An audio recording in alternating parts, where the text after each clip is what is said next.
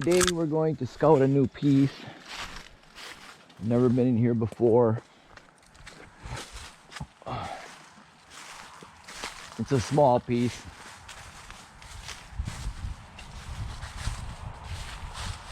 Already I see that there's a lot of human activity there. I don't know if they're turkey season's on, so they might be in here for turkey hunting. Could be, there's a stream down here, so they could be down here to fish. Either way, I'm not sure. So I'm looking for things like that right away. How much other human activity is there? You can basically take a piece of land and just cross off any area where humans walk normally. So in this particular piece, we have the low land back down in here. And there's quite a bit of it coming up over here. And we got this little corner of high ground, and we have oaks on here, a lot of oak trees. So this is going to be a food source. Looking at the ground, you can see the curved, the two different kinds of oaks we have in here. You got the pointy leaves, that's going to be red oaks, and then the rounded lobes. The rounded lobes, that's going to be the white oaks. And white oaks are preferred. So we're looking at food sources, looking for any signs of hunters. There's a strap on a tree over there. I have no idea what that goofy thing is on that tree for, but anyway, basically, since the parking area is right over there and this is high ground right here, I can see somebody dropped it through their water bottle on the ground like a bunch of pigs. Unfortunately, this is not going to be an area I'm going to hunt up on top here ever because of the human traffic. It's a dirty shame that people have to do this stuff. You're probably sitting here turkey hunting too. It's a fresh bottle. I didn't bring anything to carry it with, so maybe I'll get it on the way out. It just makes me sick.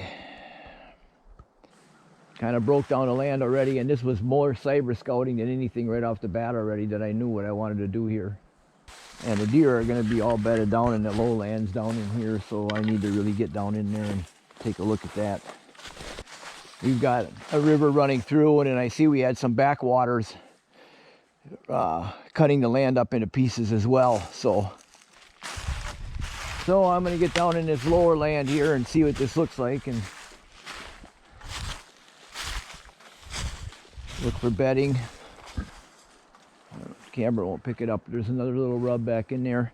Another thing I like to do too, just be observant. There's no big hurry. But look, you can see the turkeys have been working here. They got this all worked up here. So I think somebody was turkey hunting in here already. But I like to note those things too, because I turkey hunt sometimes to remember where I ran across some bird activity. What I'm looking for down in here is any possibility of high ground where deer can get out of the wet stuff and bed down. Nice thick stuff down in here. I see some trees growing ahead of me, so the chances are there's a little bit higher ground there, a little firmer ground. So I'll wander over that way and take a look at it. All this is nice high ground here. Deer will get bed all over in here. This is probably a bed right here. And right here.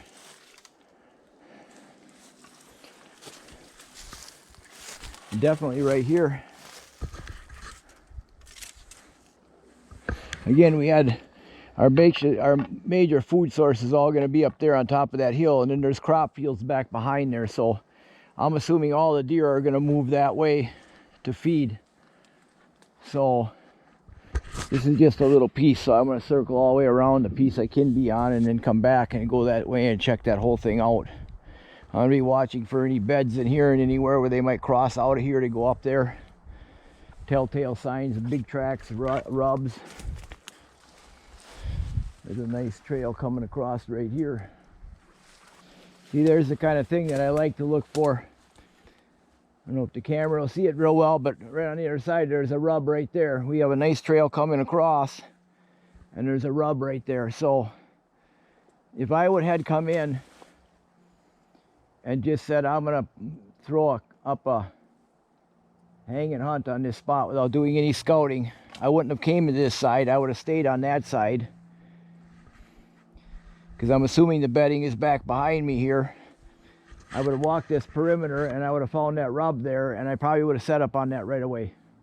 Just throw a hunt at this spot right here, because I got a trail coming across and I got a rub telling me that a buck has been across in this area. So the two things added together, that's all I need to throw a hunt at this spot at this point in time, especially if I'm just doing a hang and hunt.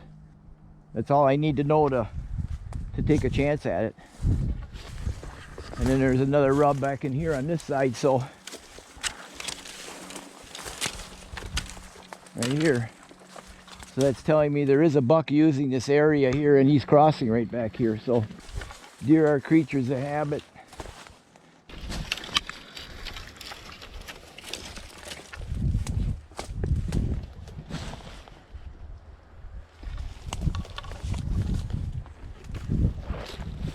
Here's a nice rub.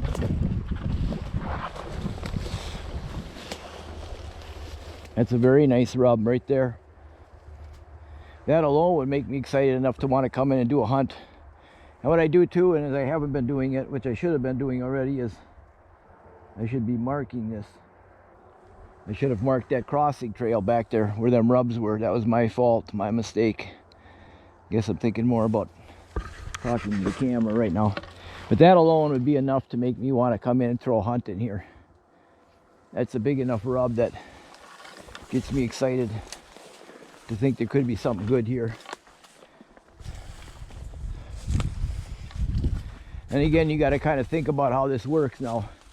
There's a trail that kind of skirts the perimeter along this here backwater.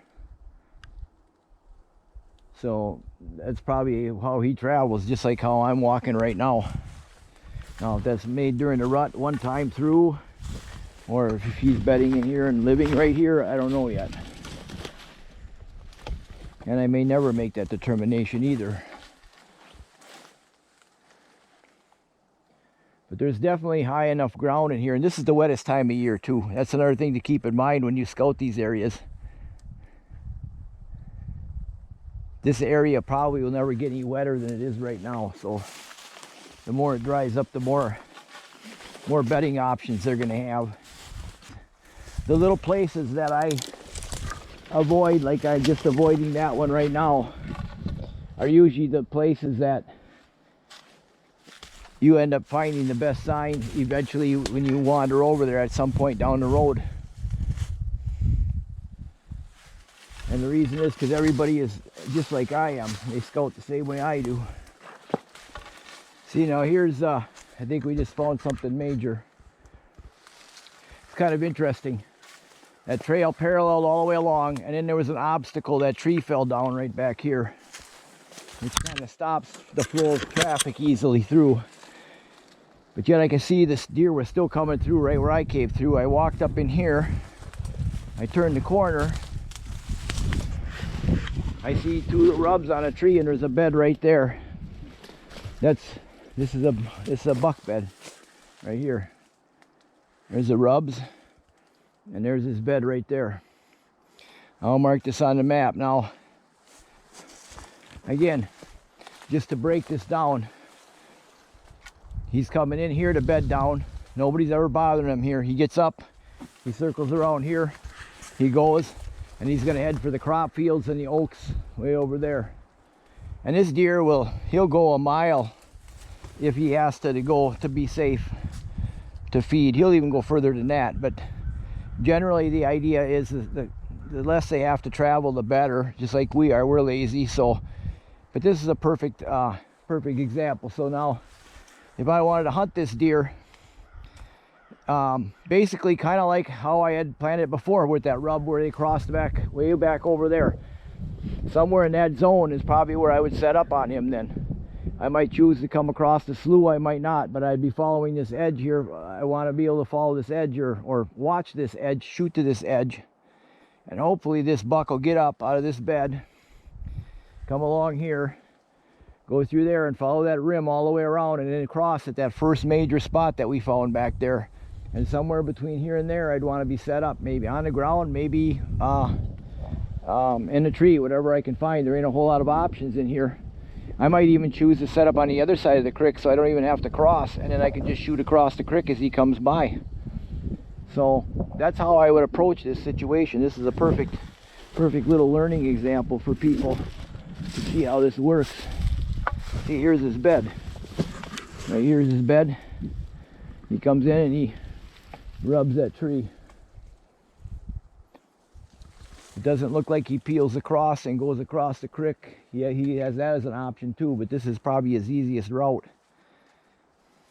And the rubs aren't big, so I'm not really excited about that or anything, but that doesn't mean a bigger buck won't lay in the same spot when he comes in here. So I'll mark this on my map. Okay, there. Now I have one spot for one hunt this fall if I want. Come in. Set up back there. It'd be an evening type situation.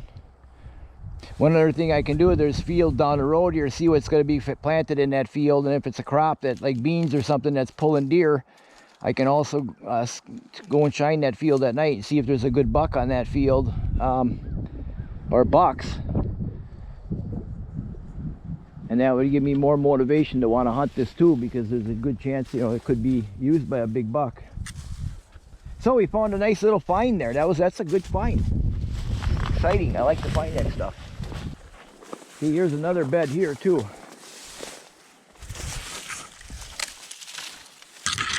Little trick that I got to give Dan Infolt credit for this kind of ingenious thought process. If there's garbage laying in these beds, clean them out for the deer, because if there's a big stick or if it's uncomfortable for them to lay on, they might not want to lay there because of that. So if you kind of clear that out for them, I'm sure they could paw it out, but make it comfortable for them. See, that deer may lay here on a different wind or a different sun. He might come over to here instead of laying where he was over there. On these scouting missions like this, is I don't want to scour every square inch of this nasty stuff down in here. I'm gonna run the perimeter, and I'm gonna watch for sign, for rubs, tracks, beds, that kind of stuff. Anything, any indication that there's something decent. Now we've already found that to be the case with that big rub back there. We found a buck bed over here, so it is already enough evidence for me to want to put a hunt in here at some point, maybe. But before I take the time to really bust a place all down, really look it over, I want to have a pretty good idea that there's some reason to spend all that effort. And at times that could be a mistake, because maybe if I take the time to get into the very middle and really rip it apart, I might find something that would change my mind about the place. Whenever I see the bigger trees, there's usually firmer ground. I like to go and shift over and take a look at that. Times there's nice bedding underneath trees like that. See, now I found some good sign back in here now. There's a rub. But I also seen another rub over here. We'll go take a look at that one right away. And that's a nice high one right here. Not on a big tree, but a nice high rub. Sometimes if you listen quietly, you can even imagine a buck grunting.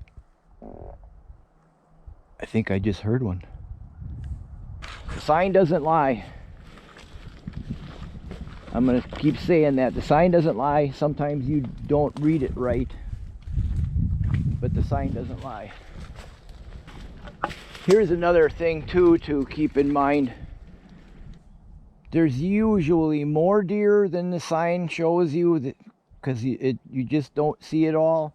And there's usually bigger deer, bigger bucks than the sign is showing you.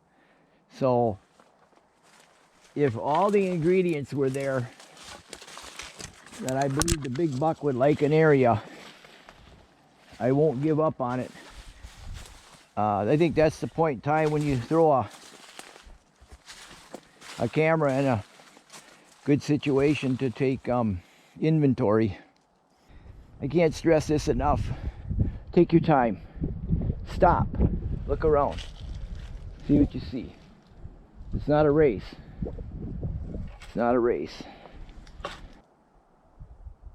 I see another rub over there. Let's go investigate that right away. I see a trail kind of coming this way. There's a stream we're going to hit back up here pretty soon. And I want to go along that stream too, and I want to look for crossings along that stream.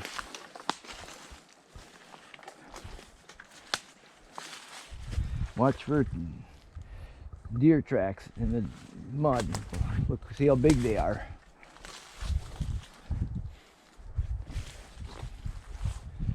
See, this will tell me where the bucks are traveling. It might only be during the rut, but if I was to come in here and sit through the rut, I would pick the trails that have the rubs on them. Now there's a rub here, and then there's a smaller rub on a couple of little whippy things over there, but still, it's telling me a travel pattern. These deer, the deer are telling me something.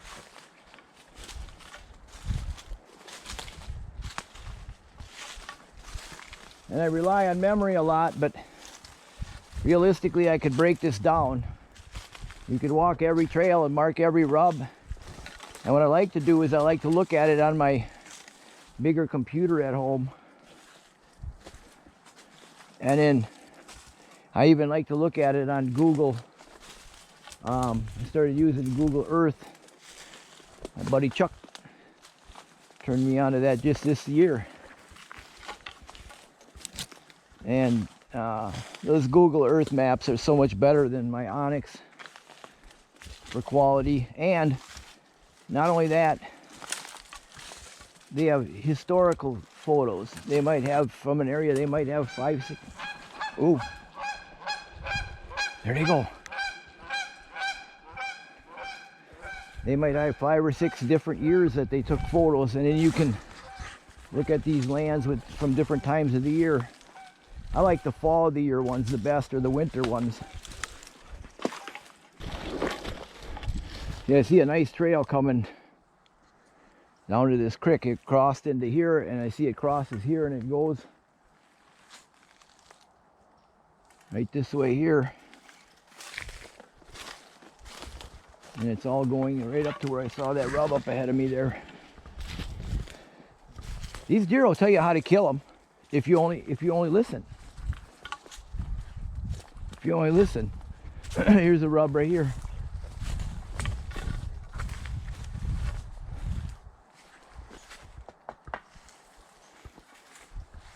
You know, if I had to sit in here during the rut, I would probably sit right on this creek crossing here somewhere. Always pay attention to stuff like this. Trail comes to the creek, and instead of going across, he decided to parallel the creek for a while here now. I don't know why, but I know that they know why. There's a reason they just didn't go right straight across.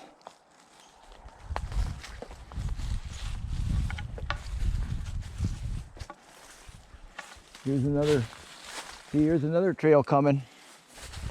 There's a rub right here. Okay, here's a nice situation.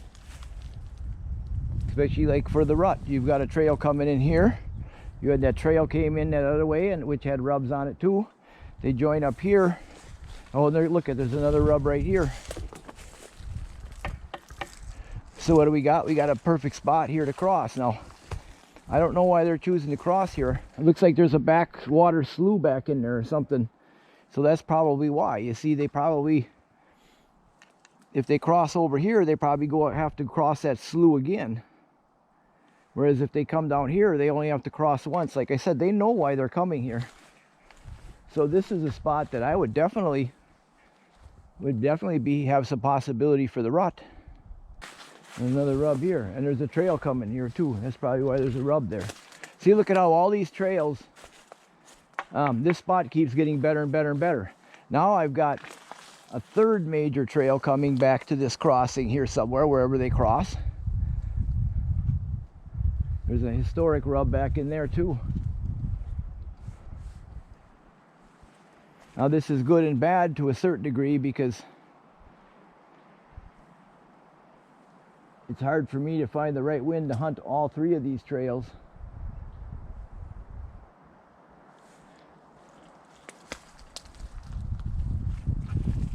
So I'd have to do a little thinking exactly how I'd want to do this, but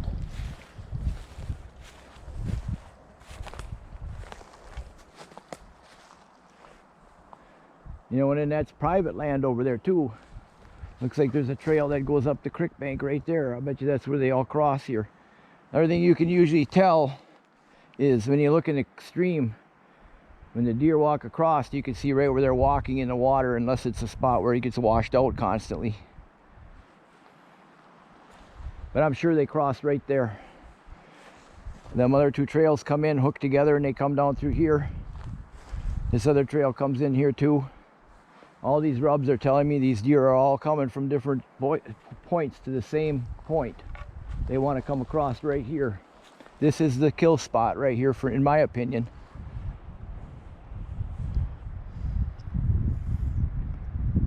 There's another thing a person could do in this situation too. Think outside the box just a little bit.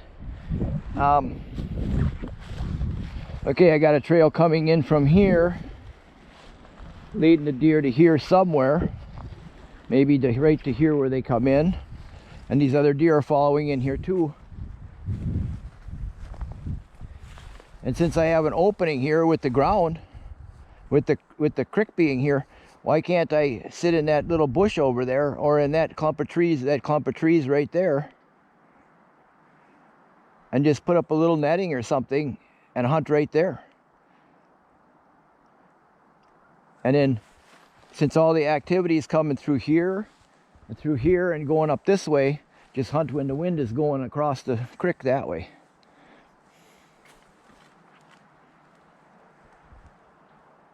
It's kind of a nice little, I gotta mark this on my map. I'm gonna mark this as a crossing here.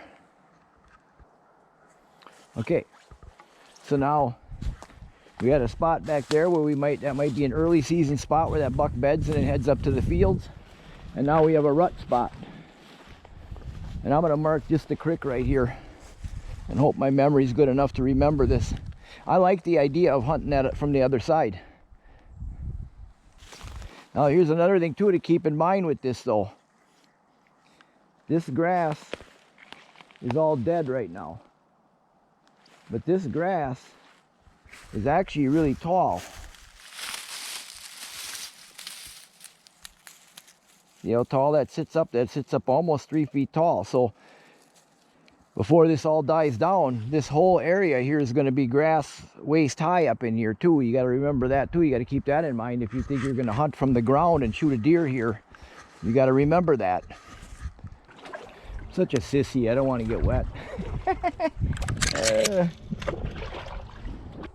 Remember when I told you when that deer trail came up and it didn't cross right away, and I says I don't know why it didn't want to, but the deer knew, and they went all the way over there and then they crossed. Well, that's because that backwater slough circles all the way through here, and if they crossed onto this piece, they still have to cross again. And I can tell you, walking through that stuff, deer could get sucked under in that. It's all muck. Here's another thing too that a lot of people don't do. Kind of keep track of the wind that day and feel how the wind might shift as you're walking through some of these areas. And then also feel how warm or cold or cool or damp or whatever it is in certain places. And a lot of times that'll really key you in as to why a deer is bedding one place and not another. Oh, there's a dead deer on the other side of the creek. Oh, look, I found a shed antler. Look at that one. Look at that big buck. Boy, he needed another year though. Here's another thing too that I've found to be true with deer. And nothing is ever absolute, but there are tendencies. And what I found is there's tendencies for a deer to tolerate human intrusion if it's like a pass-through type situation. But when you stop and hunt a spot and you leave a big scent pool of human scent behind, that seems to trigger the deer. Let's say I walk into this situation and I think I got the wind right and I know where I want to hunt it, or how I have to hunt it in order to be successful. And I get in here and I'm paying attention to what the wind is doing at the spot of the hunt, and I realize that the wind is swirling on me and it's just not going to work out. Then leave immediately. Don't stay there and let your scent pool up there forever and ever and ever. The longer you stay there, the more skin cells fall off your body, the more scent pool that you leave behind, the worse the situation becomes. Because honestly, if a deer had to leave everywhere a man went, there's nowhere for them to go. I mean, they have to be they have to be somewhere. So if you don't give them something really alarming, you probably won't freak them out. So I wouldn't consider a spot blown if I went in there and I got to the spot and I realized that the wind was wrong. I would still come back and hunt it the very next day if the wind was right. Another thing too, when you're scouting this stuff over time, you should, if you're paying attention, start to develop patterns. Like for instance, I knew there would be a trail along the edge of this water. There should be a trail along the edge of the stream over there. And I also know that's a travel pattern corridor for deer. If I never hunted this before in my life, I would just assume that the bucks would run this. But seeing the sign helps your confidence, and then seeing big sign lets you know that there was, at least as of last year at that time, a decent buck running here. I kind of break it down. I don't talk too much about late season. I don't do a lot of late season hunting, and that's something I need to actually get more skilled in. There's a rub over there. But the season should be broke down into what I would consider like 3 different distinct time periods. I usually only talk about the first 2. Another really fuzzy rub over here that really ripped up. When I'm scouting this land, I'm thinking about 2 different things. I should be thinking more along the lines of 3 different things, and that is early season, when they're only concerned or mostly concerned with safety, bedding, and feeding, and then the rut. So when I think about the situations that are laying in front of me, I think about those 2 things. And I kind of break it down that way. Now, the third would be late season. And the stuff that I'm scouting here, that's why I don't really talk about it too much ever, is probably not going to play in as much, factor in as much. Late season, it's all about thermal cover and feed, and mostly feed. And hopefully a person can have a little snow on the ground so you can actually see where the deer are going. And basically what you want to do is watch all your food sources, and then if there's any farming like there is in this area here, you want to look at those food sources, or high stem count stuff where there might have been some logging. I've seen deer that will forego the fields just to stay where there's logging was. And then of course it's almost akin to early season again. You're bed hunting.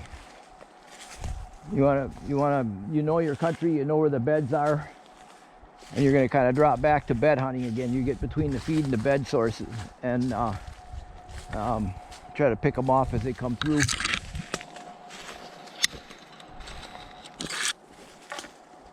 But the only difference, I'm sure there's a lot of differences, but the major difference is the food source is going to concentrate those deer, and they're most likely going to shift over. They'll probably do some major shifting to get to some good food sources that they can hit fairly easy and that they feel comfortable with. Late season, I think late season is a game of hide and seek where you can actually find them. You just got to keep putting in the legwork until you do. I think you just got to keep going, moving, and looking for big tracks, or maybe even spotting them feeding at night, or anything that might give you some kind of indication that there's a good buck hitting a certain food source.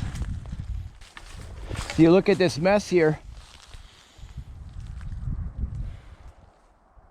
It's just brutal in there trying to get through there. Now I know deer can find a way through there one way or another, but as you see, this pretty well worn trail right along the creek here, that tells me the deer don't like going in there any more than I do probably. And again, if I had to throw a hunt at this situation, hunting right along this creek bottom here,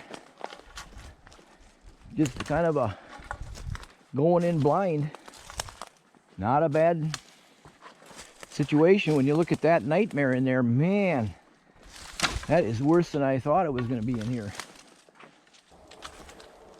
For some reason, they like crossing here. This tells me that this is the easiest way to get across this slough again. This slough all the way across must be a really nasty place to try to get across. So those deer are more than likely to come across here. And they probably cross back onto the piece I just came off of. So anything coming out of here is most likely going to come right through here, which tells me this is a good spot for me to hunt again. This could be the best spot on the whole piece so far to hunt. This connection path right through here. If you follow it far enough, this looks like this slough keeps running all the way back down through there, all the way through. And this is almost like an island out here, up to the high ground. So I do have to follow this. I gotta see what this looks like. This trail is really, really used. Again, this would be probably a rut situation for me. Yeah, I could see this being a rut, really good rut funnel. Wow.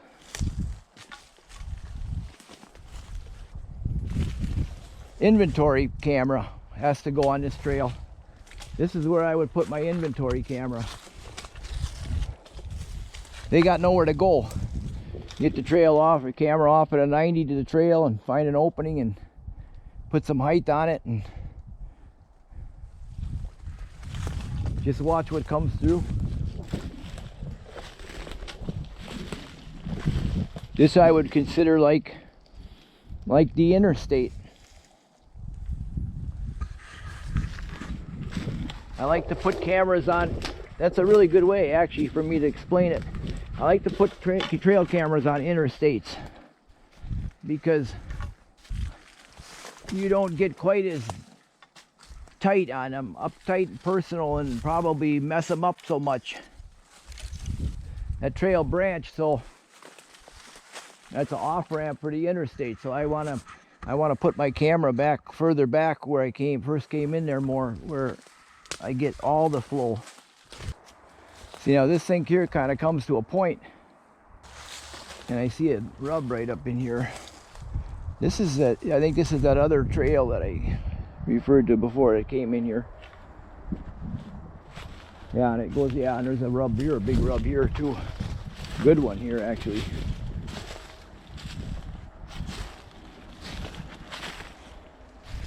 Oh yeah. Look at this. This could be where he beds. That wouldn't surprise me one bit. They love these dead end little corners like this. Looks like there's some hair laying there. There is. That buck is laying here. This buck that did that. I just found something major. There's hair right here. Here. The spot where he could lay down. Looks like he's been used before. Out on a point. And one damn nice big rub. All swamp all the way around.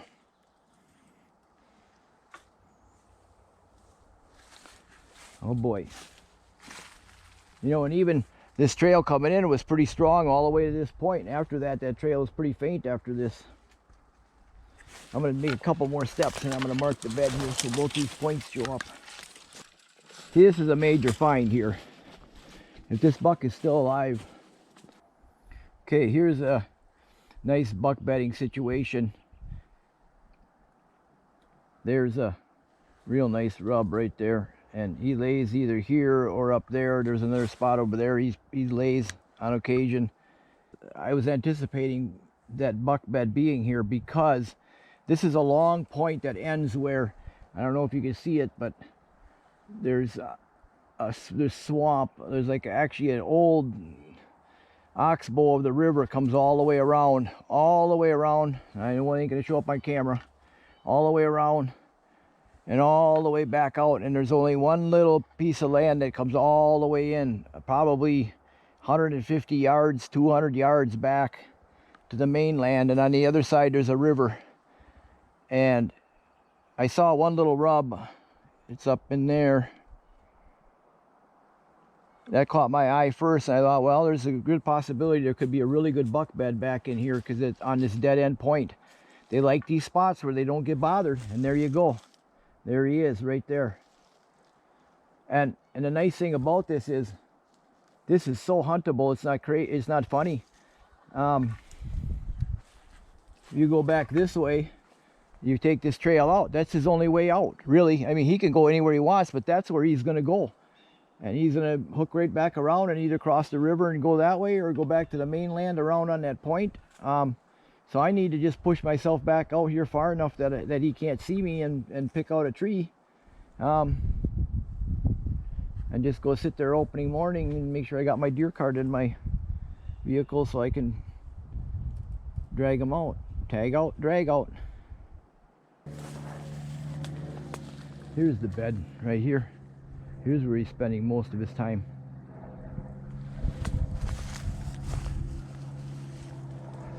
That makes hunting him a little bit easier here. Here's the solid bed that's being used a lot. Actually, there's a couple of them. There's one right here, and then one right up alongside that log up in there. There's two different beds, but this one here is getting hit the hardest. Now, where I just ended that video was right back about 20 yards that direction there, and you could see the trail coming right from that. This trail goes right back to where I saw where it was laying there, and there was a nice rub on a tree. That trail comes right down through here. This buck is coming right to here, laying right in this bed. So and you can see I didn't videotape it, but all the way along the edge of that perimeter, that swamp there, he's got some rubs and stuff. So he's kind of goes out in that opening too and works that a little bit, and he might even cross and go that way. I haven't got up in there to scout that out either, but if he goes back this way, that makes my life a lot easier, because if he goes back this way, that gives me another 20 yards of thick cover brush to allow me to get close enough, because that trail branches off right away out of there, and I don't know which way he's going to go. So definitely going to get a camera in this area, and if this buck is still here and it looks like he's a good one, I will figure out what to do after I get a picture of him. Yeah, that deer most likely won't go across that swamp. That looks really wet over there. To me, I would think that he would probably go across to this piece. It seems like it's a little drier. Plus that ends up going that way anyway to the crop fields and to the oak trees anyway over there. So it would make sense that he would want to go that way. This is perfect. This is a perfect scenario. If somebody ever wants to learn about a buck bed and how this kind of works, this is it right here. You know, there is a trail coming across here, and it almost looks like I can almost see where it goes that way. I'm not going to say he ain't going to go that way, and he probably does. Deer go everywhere, but you know, there's a bed here too, which I would totally believe. There's another bed right here. He lays here on a different wind and a different sun, if it's hot, cold, whatever. Humidity changes. Here's another really good bed here too. I got to take a picture of this one here. There's another one of his beds. Or there might be multiple deer laying here. He thinks he's being smart where he's bedding up here, but he's actually stacking the deck in my favor. If I didn't know where he was, perfect scenario for him. Dead end street, no traffic, no neighbors, nobody bothers you. Another trail coming through here too. This I wouldn't doubt that they cross into this piece here. This actually back there a little ways, that ground looks a little bit stiffer over there. This brush looks a little bit firmer, easier walking for them. A lot easier than going through them wet hummocks over there. So from here, I guess I would plan on killing that deer back that way. If he heads in that direction, I would back down toward the main creek. It wise off right away, so it could get a little tricky trying to pick up a stand. But now that I see that he comes in further than I thought he did, he's giving me the buffer that I can actually get right along the creek there and get up in a tree and maybe shoot both directions without him being aware that I'm there. So I'm liking that setup a lot. I love this situation here. This is a really good situation. If that's as big a buck as I think he could be, I might have really hit on something pretty good. Looks like those deer do some crossing here. I gotta see how firm this bottom is here. Usually where the deer cross is usually probably an indication that there is some firmness to the bottom. You gotta be careful stepping in this shit though, because it looks like it's 3 inches deep and you could go right up to your crotch. And we don't want that now, do we? Nobody wants a swampy crotch. All right, buddy. He's right there. Underneath that tree right there. And his other rub was right over there, which that distance from there to there is going to make him much more killable. Awesome spot. And I see they do come through here. They do walk in this here with some regularity even. So he could come back to his bed this way too, and he could exit out this way too. So but if I go and hunt them in, if I come in right and I hunt them on the other end over there and I don't have a shot at them,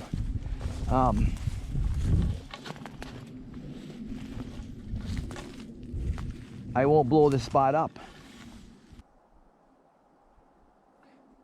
Look at everybody. There's Nathan Nelson of Stillwater Outdoors.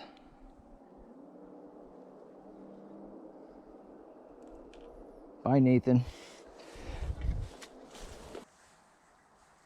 You're always going to find them beds on the fringe. Now you see this is heavier, higher ground, even if it's only 2 feet higher. Then you drop into here and now it's all brush, so it's lower ground. And then beds are always going to be on the edge of this here somewhere. Now if this brush and wet stuff went on and on for another 40-acre piece or whatever, quarter mile, there's a chance that there might be some humps in there that the bucks might bed in. But usually they're on the fringe, and it takes pressure and everything to push them further back into those really deep spots. But generally speaking, they're going to stay on the edge, and you're going to see the majority of them beds are going to be on the edge of this stuff. So when you run across these big pieces where it's just swamp, endless, it feels like endless swamp. Look at your map. Look for openings. Look for little clumps of growths of stuff. But for the most part, a lot of your activity is going to be on that edge where you get a little bit higher ground. Unless they're pushed really hard. They don't want to wade through a quarter mile of swamp up to their knees. If they don't have to, why would they?